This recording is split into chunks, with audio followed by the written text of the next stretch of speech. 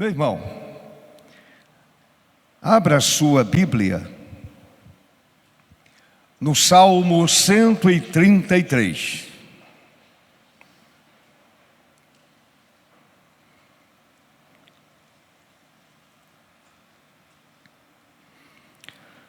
Um salmo de peregrinação, termina exatamente no Salmo 134, e está no quinto livro do livro dos Salmos. Como vocês sabem, o livro dos Salmos foi dividido em 5 livros, e o Salmo 133 está no quinto livro. Leamos a palavra do Senhor. Como é bom e agradável viverem unidos os irmãos. É como óleo precioso sobre a cabeça, o qual desce pela barba, a barba de Arão, e desce para a gola de suas vestes. É como o orvalho do Hermon, que desce sobre os montes de Sião. Ali o Senhor ordena a sua bênção e a vida para sempre. Aleluia. Amém. Podem sentar.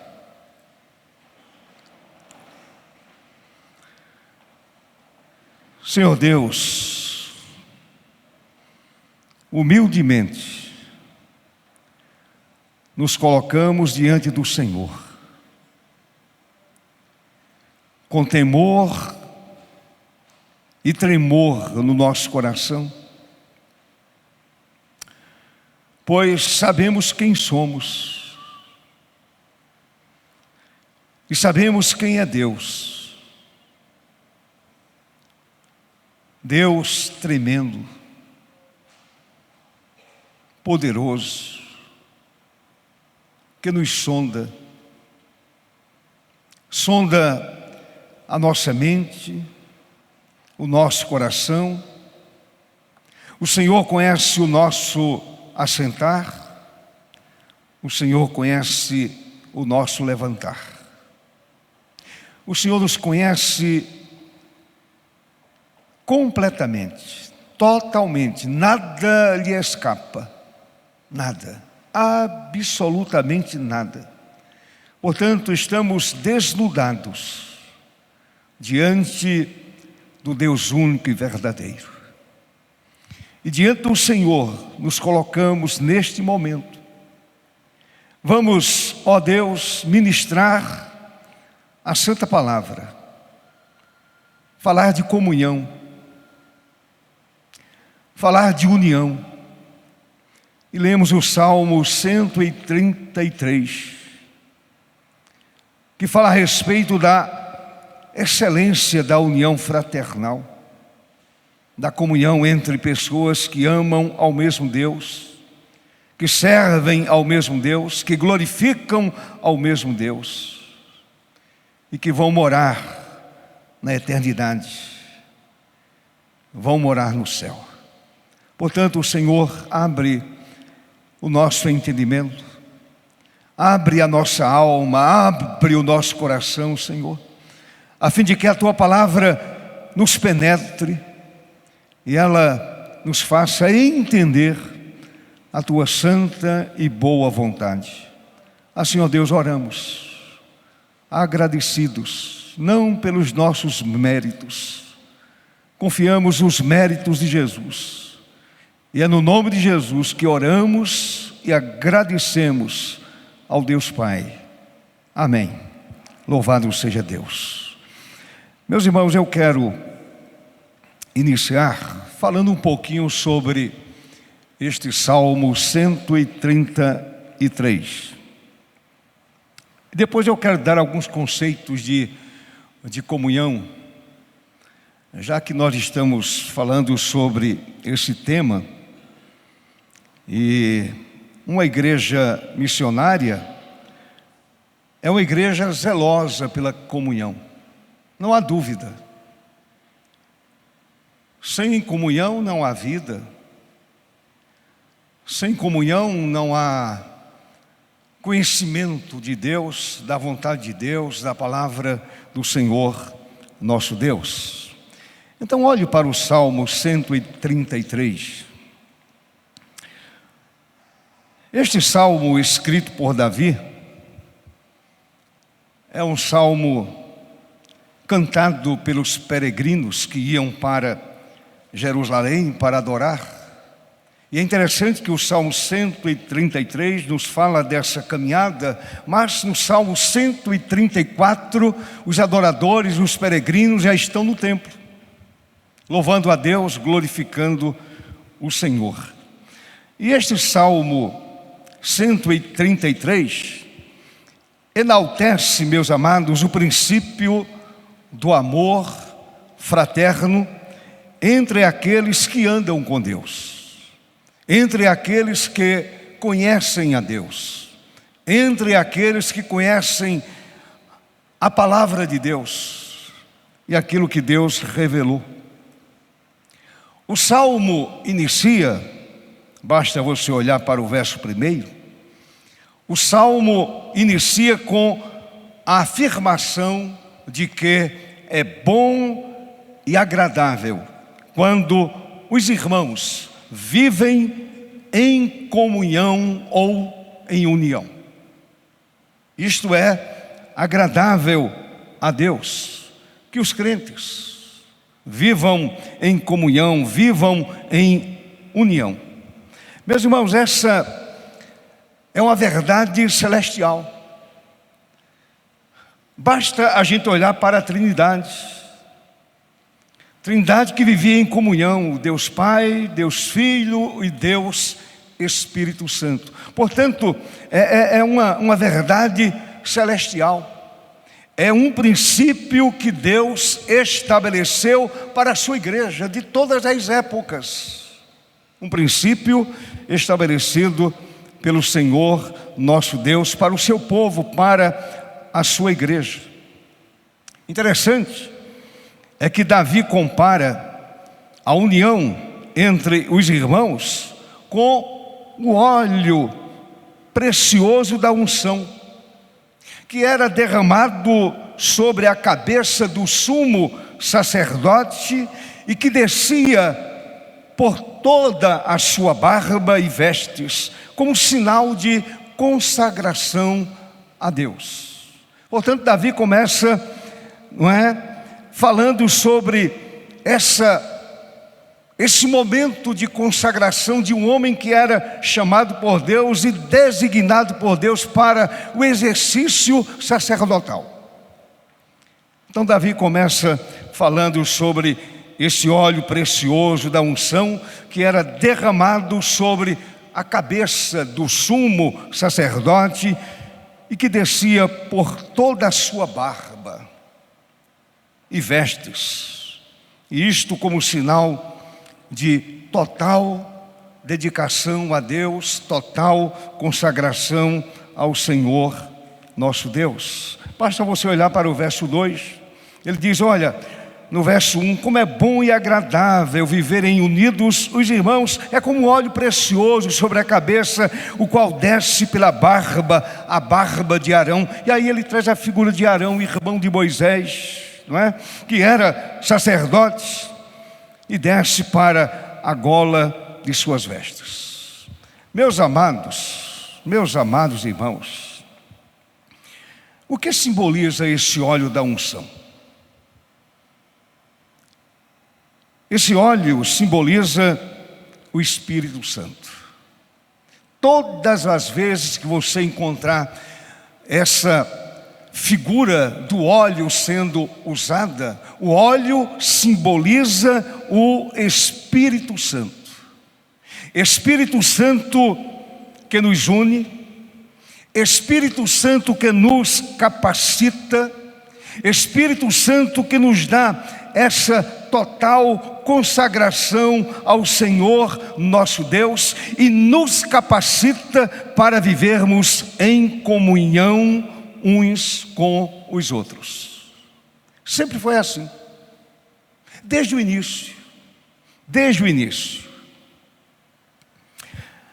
É através da comunhão que a igreja do Senhor, comprada pelo sacrifício da cruz, compartilha a boa nova da salvação em Jesus com aqueles que ainda não conhecem a mensagem do Evangelho.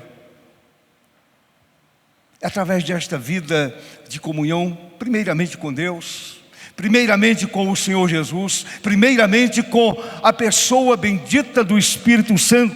Portanto, a Trindade deseja que tenhamos comunhão com o céu e de uma forma horizontal com aqueles que estão dentro da nossa comunidade, a fim de que o Evangelho seja anunciado àqueles que ainda não conhecem a mensagem libertadora e consoladora do Evangelho do Senhor Jesus.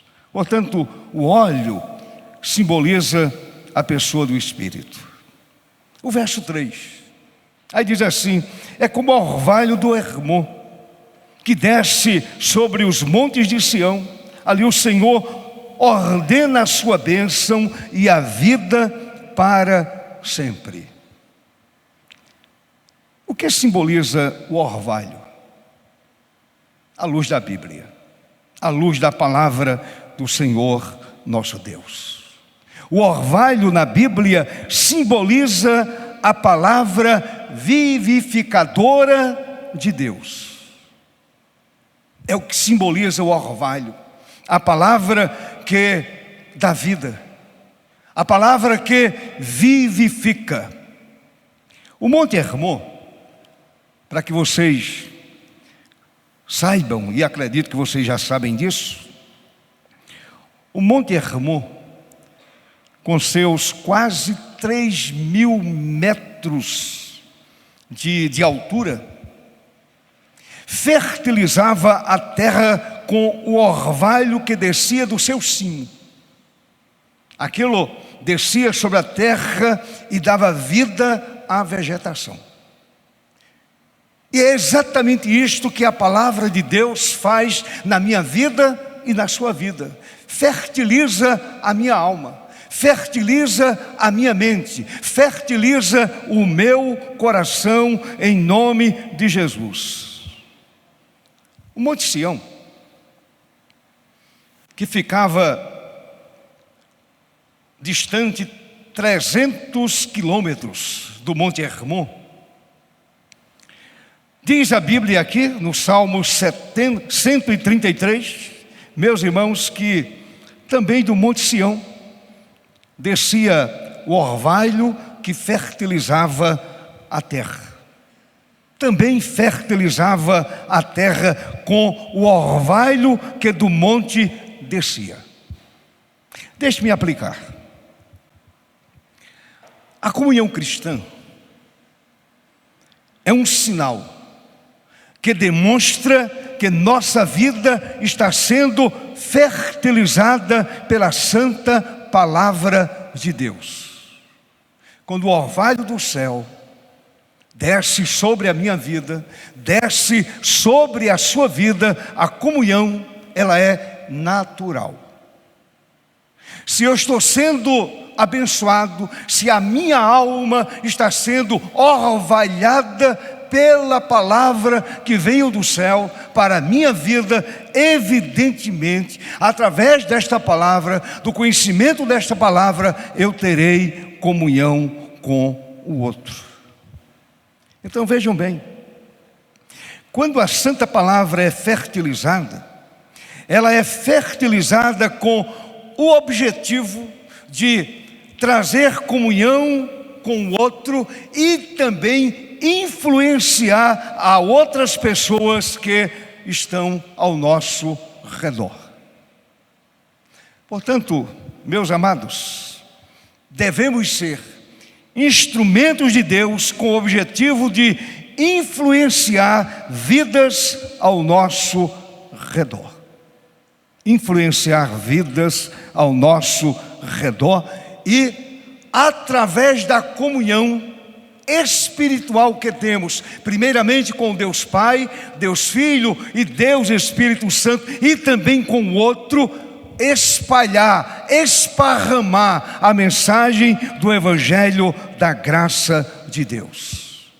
Davi conclui o salmo dizendo: ali ordena o Senhor a sua bênção para sempre. Meus irmãos, quando estamos no centro da vontade de Deus, se eu estou no centro da vontade de Deus, eu consigo perceber, há uma percepção na minha vida, de que a comunhão é um testemunho poderoso para que o mundo saiba que de fato nós somos discípulos de Jesus. Infelizmente, a igreja tem sido tão dividida, há tanta coisa errada, há tantos equívocos, dentro de uma igreja local também, tantas coisas esquisitas, tantas coisas que acontecem que não representam essa comunhão que o céu destinou à minha vida e à sua vida. Você já imaginou uma igreja dividida? Uma igreja cheia de problemas, de dificuldades? Até mesmo na obra missionária, a divisão. Entre as agências missionárias, a divisão. Falta comunhão. A mesma comunhão que existe lá no céu deveria existir aqui entre nós, porque o Deus que está no céu é o Deus que nos assiste aqui, que está presente em nosso meio. Portanto, nós deveríamos zelar muito mais por essa comunhão. Eu não falo somente de comunhão no exercício de um aperto de mão, de um tapinha nas costas. É mais do que isso. Vai além disso, muito além disso. Então eu gostaria agora de falar com vocês a respeito desta comunhão. Comunhão cristã que é essencial para o desdobramento da obra missionária da igreja. É importantíssima a comunhão, pois é através dessa comunhão que os cristãos se unem em amor e cooperação para cumprir a grande comissão de Jesus, que é evangelizar e fazer discípulos de todas as nações e etnias. Nações e etnias. Por exemplo, nosso país é uma nação, mas quantas etnias estão dentro desta nação? Alcançá-las com o Evangelho da graça, alcançá-las com a mensagem transformadora, a mensagem libertadora, a mensagem que dá ao homem uma dimensão completamente diferente daquela dimensão que ele conhecia, uma dimensão espiritual. Então vejam bem, irmãos, esse relacionamento de comunhão fortalece a obra missionária, pois missão envolve cooperação. Missão envolve cooperação. A comunhão cristã incentiva os membros da igreja a trabalharem juntos, pois é através dessa comunhão que os cristãos se unem em amor e cooperação para cumprir, mais uma vez, repito, a grande comissão de Jesus. E digo mais, a comunhão cristã incentiva os membros da igreja a trabalharem juntos em harmonia para alcançar metas e objetivos comuns na obra missionária. É preciso que haja comunhão. Como Davi mostra aqui no Salmo 133, isso envolve compartilhar dons e talentos, recursos financeiros e conhecimento para fazer o Rei dos Reis conhecido no mundo. Portanto, missão envolve cooperação. Se não há cooperação, não há missão. Se há divisão, não há missão. Se não há profunda comunhão, não há missão. Como é bom e agradável a Deus viverem unidos os irmãos. Segunda coisa, missão envolve testemunho. Uma igreja que vive em comunhão e amor é um testemunho poderoso para o mundo. É um testemunho para o mundo desunido, para o mundo que briga, pessoas que se atacam. Se há comunhão na vida daquele povo que chama pelo nome do Senhor, esta comunhão é um testemunho poderoso para o mundo incrédulo, para o mundo ímpio. Meus irmãos, a obra missionária da igreja é mais eficaz quando os não cristãos veem a transformação e o amor presente entre os membros do corpo de Cristo Jesus. Que o mundo perceba isto em nós. Que o mundo perceba esta verdade na vida comunitária da igreja. Basta você olhar para Atos 2. O mundo percebia, o mundo via, o mundo percebia a comunhão que havia entre aqueles que conheciam e amavam o Senhor e Salvador Jesus. Portanto, comunhão é importante para a obra missionária. Um terceiro ponto: missão exige oração. Missão exige oração. A comunhão cristã leva a uma união de oração. Se há comunhão, há vida de oração. Se há comunhão íntima, há vida de oração. Há um desejo pela oração, há um desejo de se estar na presença eterna de Deus. Quando a igreja se une em oração pela obra missionária, sabem o que acontece? Por exemplo, as barreiras são superadas, os obstáculos são vencidos. A oração é uma ferramenta poderosa para abrir portas, tocar corações e mudar vidas. A igreja não pode abrir mão da vida de oração. Se há comunhão na igreja, há vida de oração. A gente sabe se uma igreja tem comunhão, se de fato essa igreja ora. A gente sabe se uma igreja está envolvida em missões, se a igreja ora. Quando a igreja ora, a obra missionária é despertada na alma dessa igreja. Não há dúvida, meu irmão, não há dúvida. Em quarto lugar, missão requer apoio. Apoio mútuo.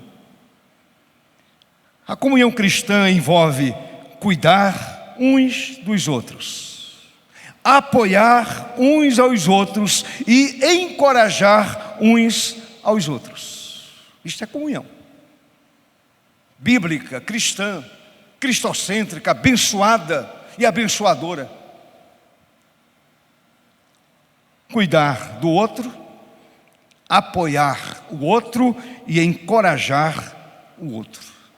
Meus amados, na obra missionária, isso desempenha um papel crucial, pois os missionários enfrentam, por exemplo, desafios tanto físicos como espirituais. A comunhão cristã proporciona o apoio necessário para que eles perseverem e sejam bem-sucedidos em sua união. Portanto, a vitória do missionário no campo lá fora depende da vida de comunhão e de cooperação dos membros aqui na igreja local, ou de uma denominação, ou de uma agência missionária. E em quinto e último lugar, missão reivindica unidade. Reivindica unidade.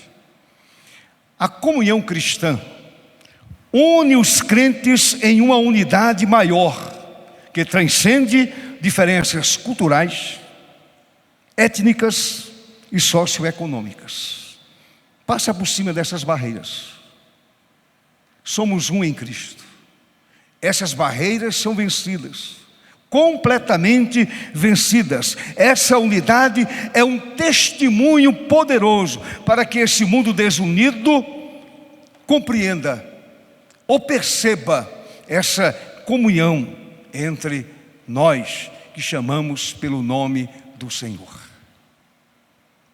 Aí a minha pergunta é: será que o mundo de hoje, do século 21, consegue perceber essa comunhão ou essa unidade entre nós? Ou cada grupo está fazendo a sua parte e nenhum grupo está preocupado com o outro grupo, cada um preocupado com a sua própria tribo? Será que não é da vontade do Senhor que haja unidade? Só pode existir unidade através da comunhão. Através da comunhão. E mais ainda, meus irmãos, a comunhão possibilita a colaboração eficaz entre diferentes igrejas e organizações missionárias. Só quando há comunhão. Quando você estuda a história dos avivamentos, uma das características do avivamento é exatamente formar unidade. Formar unidade. Lamentavelmente, meus amados, a obra missionária tem sido mais conhecida pela desunião e pela falta de amor. Esta é a grande verdade. E eu digo isso porque durante alguns anos eu lecionei missões no Instituto Bíblico do Norte. E eu procurava conhecer um pouco da minha matéria, um pouco daquilo que eu ensinava. Portanto, isto aqui é uma verdade. A obra missionária tem sido mais conhecida pela desunião e pela falta de amor. Será que essa é a vontade de Deus? Essa desunião? A Bíblia fala de unidade, a Bíblia fala de comunhão, a Bíblia fala de uma vida integral, de comunhão integral entre os membros do corpo místico de Jesus. União, irmãos, união fraterna. E eu quero caminhar para a conclusão dizendo o seguinte: conceitualmente,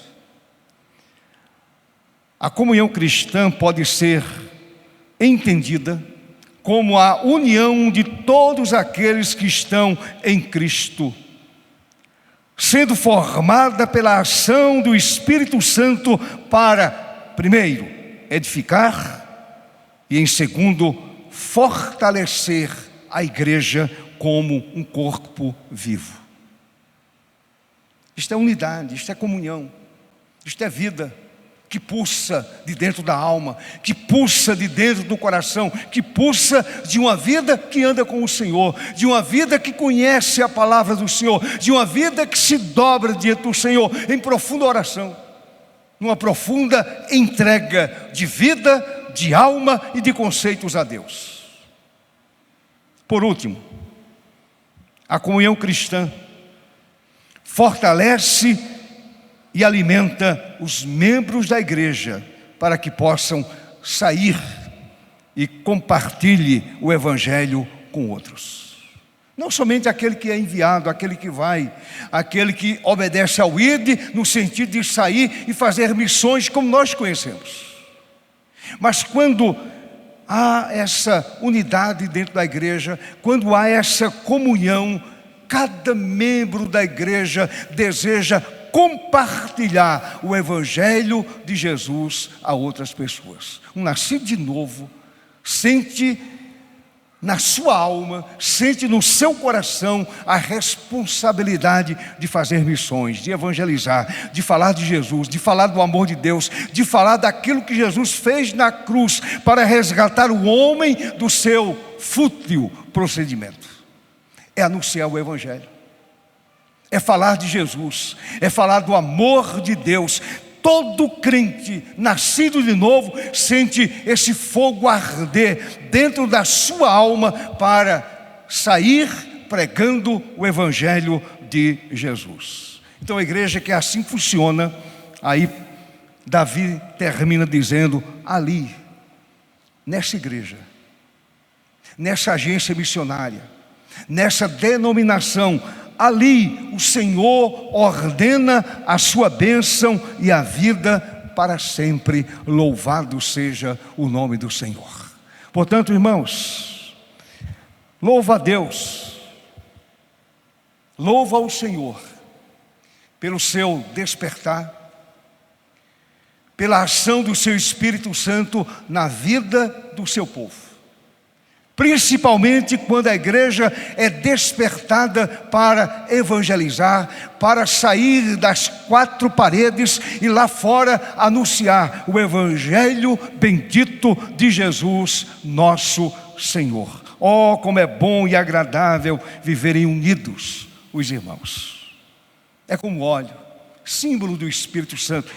Espírito Santo que une, Espírito Santo que dá poder para o testemunho, Espírito Santo que capacita, Espírito Santo que fortalece para o louvor de Deus. É como óleo precioso sobre a cabeça, o qual desce pela barba, a barba de Arão, e desce para a gola de suas vestes. E aqui eu poderia dizer: alcança todo aquele que está na igreja e que faz parte do corpo de Jesus. Recebe o dom do Espírito para anunciar o Evangelho da redenção. É como o orvalho do Hermon, é a palavra que fertiliza a nossa alma, fertiliza a nossa mente, e quando a gente recebe a palavra, o nosso maior desejo é compartilhar aquilo que nós aprendemos da parte do Senhor. O orvalho do Hermon que descia lá do cimo e fertilizava a terra. A palavra de Deus que veio do céu, entrou na minha vida, entrou no meu coração, entrou na minha mente, e de posse desta palavra, conhecendo esta palavra, eu agora tenho o desejo, a vontade, a disposição, a coragem de sair e testemunhar de Jesus, porque a palavra está dentro de mim, ela está borbulhando dentro da minha alma, e eu desejo compartilhar essa palavra redentora a todo aquele que está longe da cruz, longe do Senhor, longe do Redentor. E ali o Senhor ordena a sua bênção e a vida para sempre, em nome de Jesus. Que o Senhor continue despertando a minha vida e a sua vida. Que o Espírito Santo continue tomando a minha vida e a sua vida. E sobretudo, que o Senhor continue capacitando a igreja para testemunhar de Jesus, testemunhar do Evangelho de Cristo Jesus. Uma igreja cheia do Espírito, uma igreja capacitada pelo Espírito Santo para sair e anunciar o Evangelho da redenção em Cristo Jesus. Amém, irmãos?